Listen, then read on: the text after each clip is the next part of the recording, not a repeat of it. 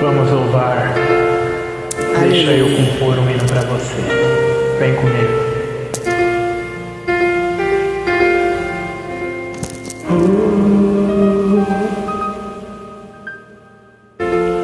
Deixa eu compor um hino pra você. Não sei a forma que você chegou aqui.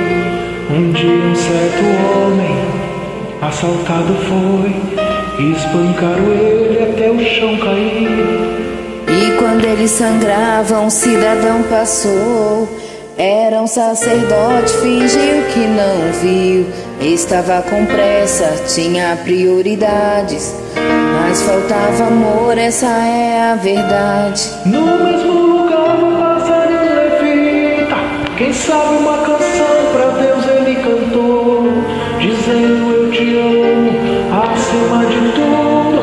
Mas como assim tem negócio ele não amou? Fez a mesma coisa que o sacerdote, não tinha remédio pra sarar a dor. Com as mãos vazias ele prosseguiu, e alguém caído pelo chão continuou.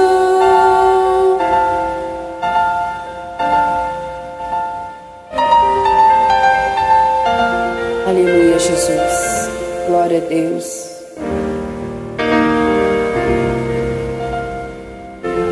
No mesmo lugar o bom samaritano vem. Não sei o nome da sua religião, não sei como ele cantava, se muito bem orava. Só sei que ocupado estavam suas mãos. Dentro dele havia muita compaixão. Quebrando o protocolo se aproximou do homem ferido. Ele foi até o chão. Sinta ele aí, tocando em suas mãos. Derramou azeite e vinho em suas feridas, estancou teu sangue e te levantou. Fez da sua vida a essência dele. O bom samaritano de você cuidou. Ele não olhou pra sua aparência, nem o que você tinha pra oferecer.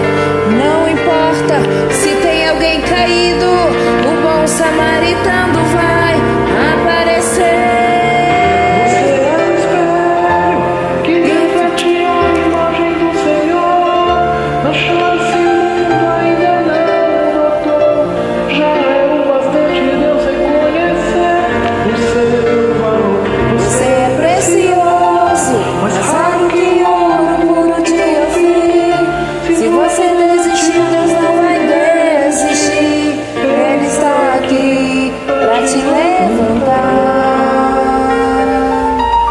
Aleluia, Jesus. Se o mundo te fizer cair.